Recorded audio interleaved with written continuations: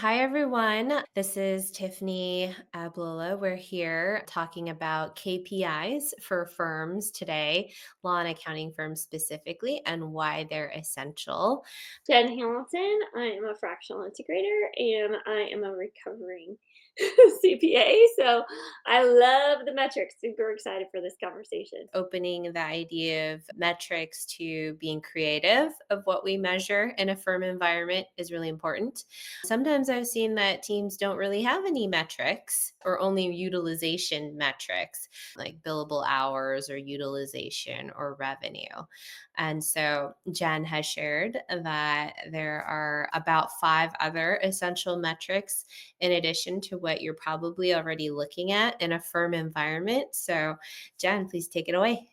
Yeah, one of the things that I think is important is to get metrics throughout the organization and throughout the firm, but you need like the key or the core KPIs, the KPIs for the firm to really know the health and risks of the firm. And that's what we're going to talk today is to be able to know what is it that are signals, basically leading indicators of the health of the organization, the risk, and are you going to where you're going? So we're going to start by digging in to these key metrics. Jen, you mentioned leading indicators. And for people who aren't quite familiar with that, would you like to share that? Because oftentimes I've brought that up in a firm environment and it's a new term to them. Yep. Great question, because there's these terms around metrics, leading indicators, lagging indicators. One of the things that I like to think of, especially for those who are in the accounting firms, a lot of our world is in the lagging metrics, the lagging numbers. So what has happened and looking back at the past.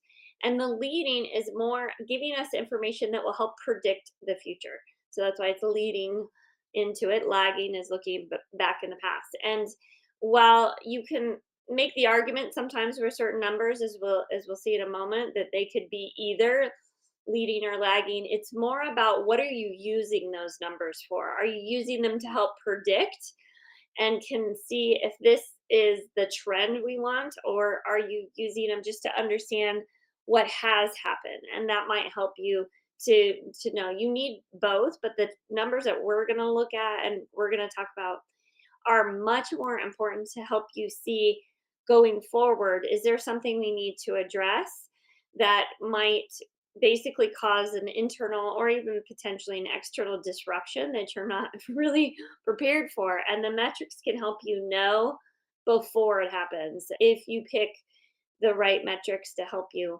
understand what may happen based on the current trends we're seeing. Yeah, that all aligns with the conversations I usually have with teams during implementation. And then sometimes it can sound too theoretical for them at that point, right? And so I just remind them that it's partially trial and error. If you're not measuring anything, then you're not going to get any data back to know if this is useful to you. And you just got to dig in there. And like you said, it's a combination. So ideally, they should have a mixture of leading and lagging. And leading, I usually give examples of activities that lead up to the outcomes you're looking for so that you can course correct before it's too late. And you say, well, that happened last week or last month. And that's it. We don't know what to do to fix it. So it needs to provide a holistic picture when you take them all together. And it does take some time to get to that place where you feel like the dashboard, the scorecard is working for you instead of you working for it. And that's just a normal feeling. So if the teams stick in there and have someone good at the helm as far as like integrating or someone great with numbers, that would be helpful. 100%. You made a good point too that some people have no metrics. So the other side, which also doesn't work, is you have too many metrics. So that's part of why I like this simplification of what, at least as a leadership team, you should be looking at, or partner team, to be able to see what is it that we need to be paying attention to. Often, maybe it's weekly, maybe some of them are more monthly, depending on how often you collect, but you want to be able to not have to look at so much that you don't know what's important, or so little that you have no idea what's going on. So let's dig in now and see what those metrics are. As I start to share, what I wanted to make clear is, where did these numbers come from? And or where did these metrics come from? And these I consider, as Tiffany was saying, like 5 really core metrics to be able to help predict the health of the organization. So the overall risk and health of the firm itself. Where these numbers come from are some of the key numbers that a valuation firm looks at. And so that's one of the things that I think is really powerful. For me, sitting in the integrator seat, one of the things I want to look for is risks.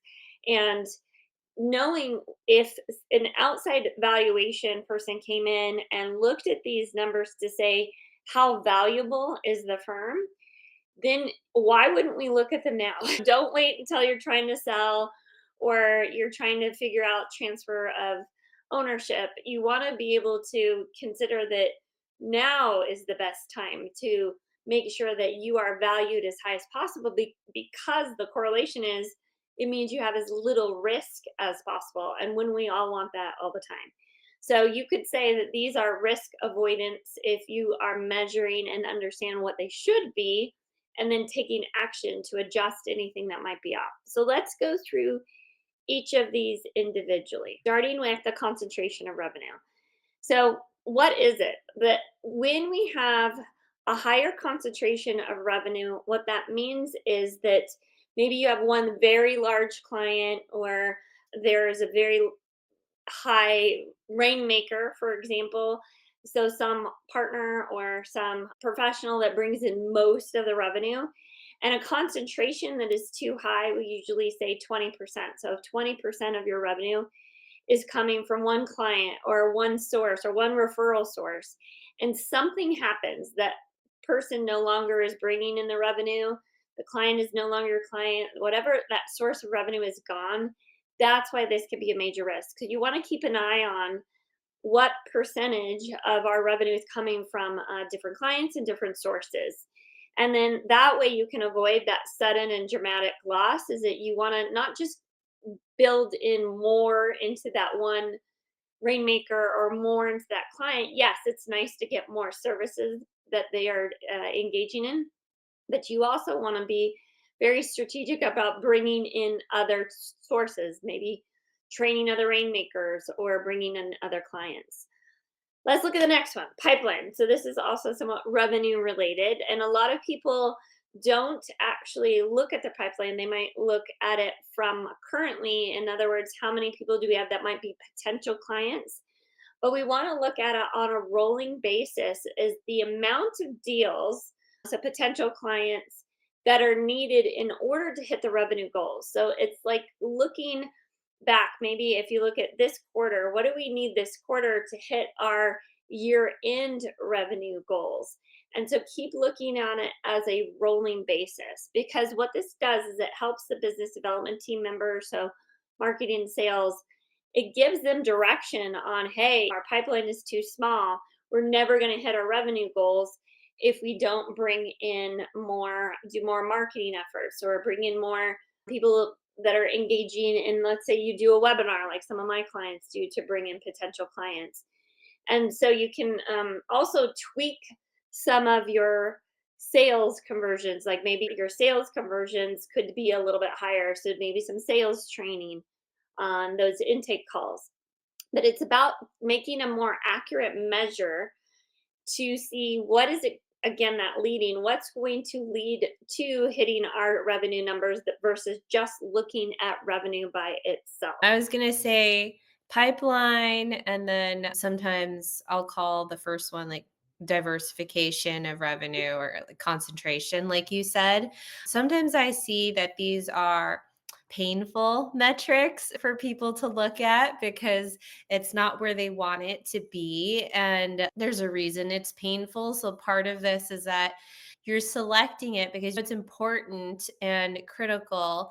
And let's say the constant, these aren't a surprise to most people, right? When they're like, oh, something bad happened, revenue took a drastic drop, and they'll say, well, yeah, we knew our concentration or diversification of revenue was poor. It's because they didn't want to look at it on a weekly basis because it wasn't where it should be. So that's just what comes to mind with these first two, and probably a lot of metrics, other metrics as well.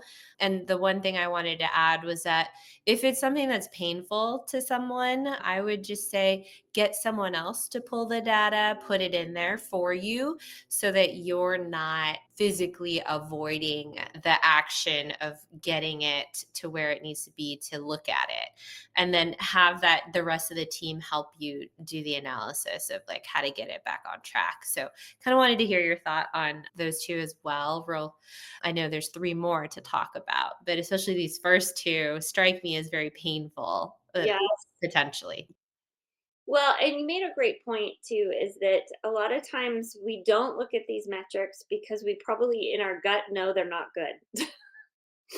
And so it's like, oh, we'll just do some more marketing because both of these can be fixed with improving your business development side of the house.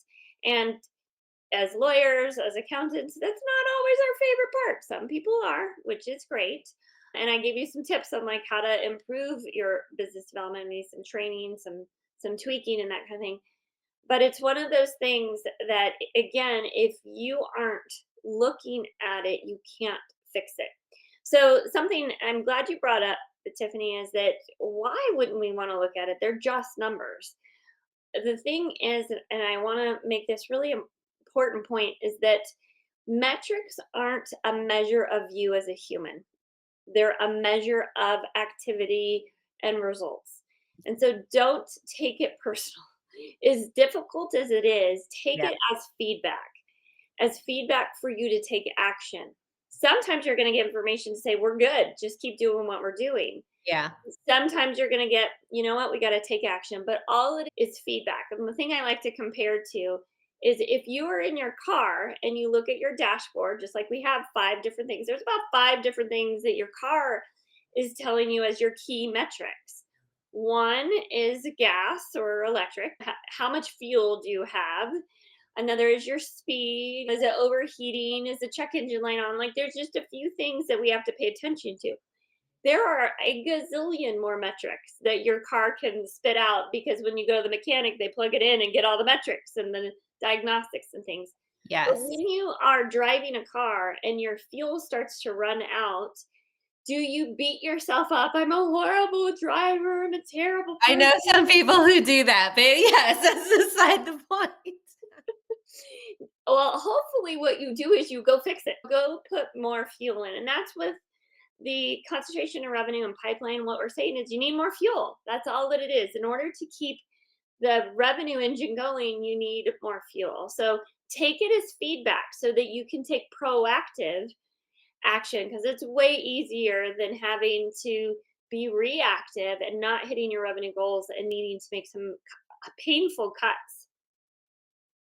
Yeah, absolutely. And then it definitely relates to if you are trying to gear up for succession or a sale, you can't ignore these for very long, or I mean it'll definitely hurt the valuation. So either result is not great. Yeah, absolutely. Absolutely. Okay, let's look at next one. This is the other side of revenue, which is the churn or the attrition. So we want to determine how many clients have left during a certain period. So if you're looking for the month or the quarter, but where people make a mistake in doing these metrics is they look at the number of clients and somewhat related to concentration of revenue. It's about the revenue, not so much the number. So you can have a client that left, and if they are one of your highest concentration of revenues, that's going to hurt a lot more than one of your smaller clients. So that's why we encourage you to look at the total revenue generated for the clients and how much was lost. Attrition is normal. So the other side of knowing these metrics is knowing what's an appropriate target. And so it's not that it should be zero. Sometimes we choose to release our clients that aren't a fit or maybe aren't paying their bills or whatever. So it's not necessarily that losing clients is a bad thing, but you want to be able to have a target. So, oh my gosh, do we have a client experience issue because we're losing more clients than we should be? And if you do, I had a client was a law firm, and they had extreme complaints coming in all of a sudden because they hired so quickly, they lost sight of their training to make sure they trained people to give the client experience that was promised during the marketing. And so their revenue churn was dramatic, and it was really harming the organization. So what did we do? Was we doubled down on listening to the complaints, and then having those themes of the complaints, the kind of patterns that were happening, and turn that back into training for the attorneys and the paralegals to be able to understand what was it that was causing people to no longer want to be a client. And we're able to, over time, through training, through processes, through expectations, we're able to turn that around. So it's very helpful to keep an eye on it and then be able to kind of drill down, as an example, what was it that's causing that churn. Yeah, this one is so interesting because it relates to a lot of different aspects of the like how the firm runs, right? You need the data so that you can train properly. You need the data to know if your training is working. You need the data for client satisfaction. So all of these things go hand in hand. And yeah, this one you could probably break it out into smaller or like a departmental scorecard too, as several other related measurables. So this one's great. Yeah. One other pro tip I will give that we figured out with a client that I loved is that they had a large churn number. And so we were like, okay, we've got to make this part of our rock, part of our focus to turn that metric around. And they said they were getting complaints from the clients. And one of the folks in the leadership team asked a really important question that now I'm like, okay, we got to look at this. They asked, well, what if it's a process, our system that they're complaining about versus the people? And what we decided to do, to Tiffany's point, breaking it down at the departmental level, we had them start tracking what were process related complaints and people related complaints, because those are two very different things to fix. Now, sadly, they had both. Yeah, sometimes they But go together.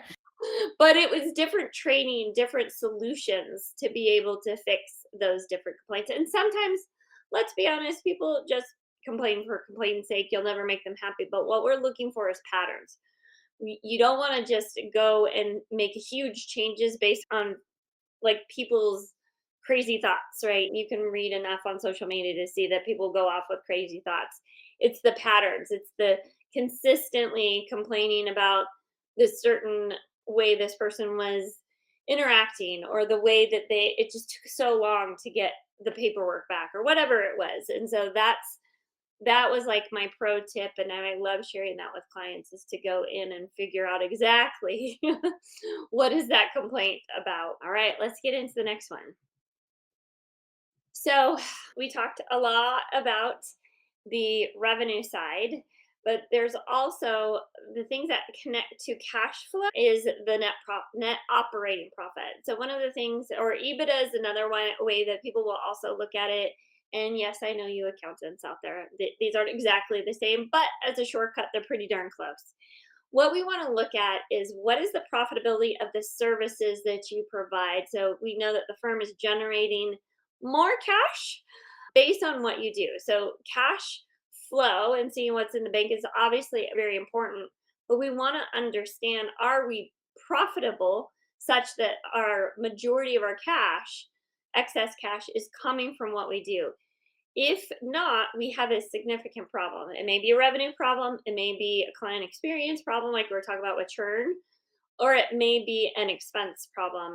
And so one of the biggest things, we'll talk more on cash flow, but one of the biggest things that I think is important when you look at profitability, especially when our expenses are mostly tied up in labor, is how productive our team is. So I know Tiffany mentioned before, we look at utilization rate. So that's like more of a drilled down part of profitability, going back into those department levels. But at a very high level, so many times we forget to look at the net operating profit. And you can also drill down into it departmentally by different types of services. If you have different service lines, for example, I had a client that had estate and they also had family law, divorce type of things. So we wanted to look at the profitability separately because it's a different service line. Anything you want to share on that, Tiffany? I would say the first thing that comes up is a kind of a related question. Most of my team say, well, we have our financials in a monthly report. So, what's appropriate to put monthly versus weekly? And then most of them do figure that out at some point, but any pro tips in that regard? That's a great question. So, oftentimes, you're not going to get maybe the net offer operating profit every week, just the way that it's calculated. Sometimes it takes a couple weeks to close out your book. So, this is, and you're like, Jen, isn't that a lagging? It's a lagging indicator from profitability, but it's a leading indicator from cash flow. Remember, we're looking at it from a cash flow point of view and also to help just understand the effectiveness of both our revenue and our expenses. But one of the things that I think is like minimum that you're looking at, not net operating profit, even churn, if you can look at it monthly as well. But what I would say is if you're having a significant issue, if this is one of your significant issues that you're actively working to solve, then I would bump it up to see if you can get those numbers weekly. Cash flow, I think, cash itself, accounts receivable, accounts payable, those are great other kind of numbers that you should look at weekly. But in terms of some of the more kind of dense numbers that takes a while to go to, you could probably get away with things that are done monthly as long as they're not a major issue. They're kind of in line with the target. You don't necessarily need to work on it. But I always like to get the numbers more often on the scorecard when we're really dialing in fixing it so that we know if we're making progress or not, because it's especially if you are in a cash flow situation, you do want to look at your profitability, you do want to look at your cash balance, you do want to look at your payables, you do want to look at your receivables on a weekly basis, sometimes even daily basis, and even a cash flow projection. I like seeing people bring in their numbers like a 2 week cash flow projection based on the revenue they expect to collect and the cash they expect to go out when, especially when you're in a tight cash flow situation. Yeah, that all was great advice. I think one example I can provide, because it does depend on what you're really honing in on at that moment as a business. So I had a team with a massive aged AR. And so they said, yeah, it's not just enough to track AR. We need to define what aged AR is, and we need to see it weekly so that we know that we are making progress on this. And then yeah, it could come off of that weekly once you have actually solved the root cause of the problem, whatever that is. So, yeah, thank you for that. I'm glad you said it can come off. That's the thing I think why we see firms end up with a like growing list of Yeah. metrics is that really keep the list, as we keep saying, short and relevant. And so yeah, if you've started to solve it and you have a consistent pattern, maybe you move it to you just check in every month or at the departmental level, and then the department only brings it up to the leadership team if it becomes an issue again. So no, don't think of your scorecard or where you collect your metrics as a as it's like set and final. It is a living breathing document, not just because you're adding numbers all the time, but because your focus changes. Absolutely. All right, let's look at the next one. Employee engagement. Now, a lot of people wouldn't have expected this one, especially when you're saying, okay, Jen, you told me that valuation experts look at these numbers to see the health and the value of a company. Why the heck are they looking at employee engagement? All the others they made sense. Well, I will tell you, especially in a firm environment, as I already mentioned when we're talking about profitability, your major expense is your employees, but also your major revenue source, like we're talking about with churn, is the effectiveness of your employees. The employee engagement, not productivity, not just utilization, but like how motivated are they? How excited are they to be there? Are they doing the thing they are really good at? Are they able to say, I just love being here because I'm aligned with the core values. A real engaged employee is so much more productive, that they are really contributing to the overall performance. You get people in a room that are all just firing on all cylinders, you're going to get the whole team to perform more, which gives you greater productivity, which of course, productivity gives you greater profitability. So the higher engagement, the higher likelihood of retention. We also know how expensive it is to get good people, how hard it is to get good people. So we want to keep our good people. So it is a sign too of the risk that you have. If you don't have engaged employees, you're likely going to get some turnover, which can be so disruptive for your clients, for your internal team, but also extremely expensive from both decreasing productivity as well as decreasing or increasing costs in terms of hiring and training and all that goes along with it. So for me, this is one of my favorite metrics to look at because I'm so passionate about that our team doing well causes our clients to be happy, who will then refer people. It's just like, to me, it's the flywheel that keeps your firm beating out the competition essentially, and exceeding your goals is being able to have a great team. Yeah, this one is something that I'm seeing teams and companies really wrestle with across the board right now. And they're talking about retention and culture at the same time. And I think sometimes it gets muddied because they're thinking, okay, if we do XYZ with culture, this is going to engage them more. And it doesn't necessarily always translate that way because engagement is broader than perks that you can provide. So you can get pretty creative with employee engagement. One of my favorite metrics is core value call outs per week, like in a Slack channel. That's not necessarily a physical perk like a gym membership, but it goes a long way into making people feel recognized and seen. So there are so many ways to look at this, and I'm with you. It's one that I'm very passionate about as well, and takes a lot of time and effort to really move the needle on this, but it's so necessary and worthwhile. I love that you said that too, because we're going to go into more depth. And since we're both really passionate about the team and employee engagement, we'll have a whole conversation around team and how to get that extraordinary productive and engaged culture. One of the things that I do get a lot of people asking me questions about is not just like, what do I do to improve employee engagement, but how do I measure it? So there are more sophisticated measurements, being able to have outside companies come in, which can be very helpful to know exactly what it is. Some more autonomy happens with that, more honesty then can happen with that. But you can even just do something as simple like a net promoter score for employees. On a scale of 1 to 10, how likely would you be to tell a friend that they should work here or not? And that's going to give you a lot of information. So you don't have to get super sophisticated. You just want to get consistent and be asking on a kind of routine basis. So maybe it's quarterly, maybe it's semi annually, but just to be able, this is one that it's not going to be something you want to ask every month, but to be really intentional. And I would say that most of the time when you first start collecting this number, it's going to be, I'll call it wrong. People won't be completely honest. They may be like, "Oh yeah, it's great here," and they don't mean it, or they might just not even want to participate because it's not great here, because it doesn't feel safe if you're just getting started, since they yet don't know what you're going to do with this information.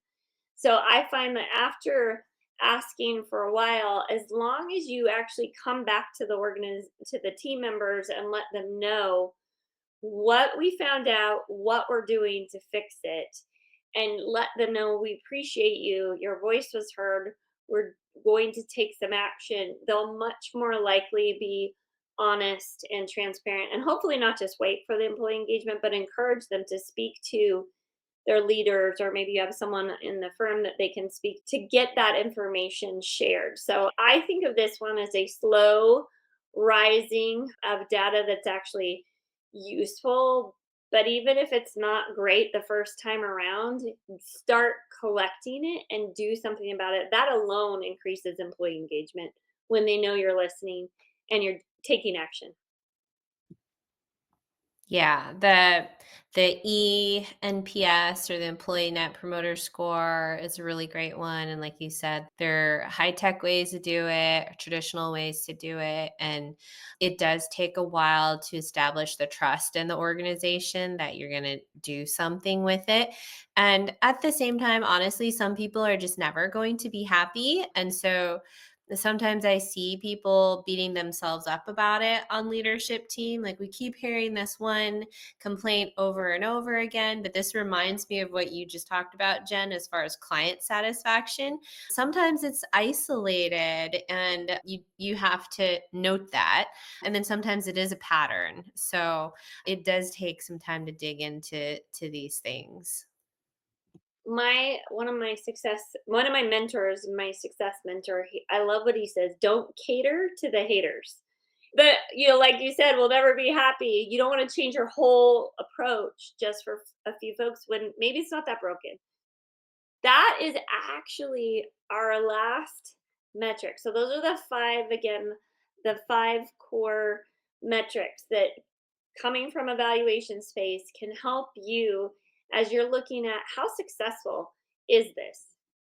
Yes, and then a follow-up to don't cater to the haters, which I love. I'm gonna write it down and take it. I would say it also reminds you of, okay, well, are we showing up in our core values as an organization and in our culture? And the haters usually self-select themselves out if it's really clear that this is how the culture is going to be and what it is. So it manifests in a lot of ways and can manifest in your employee engagement metrics.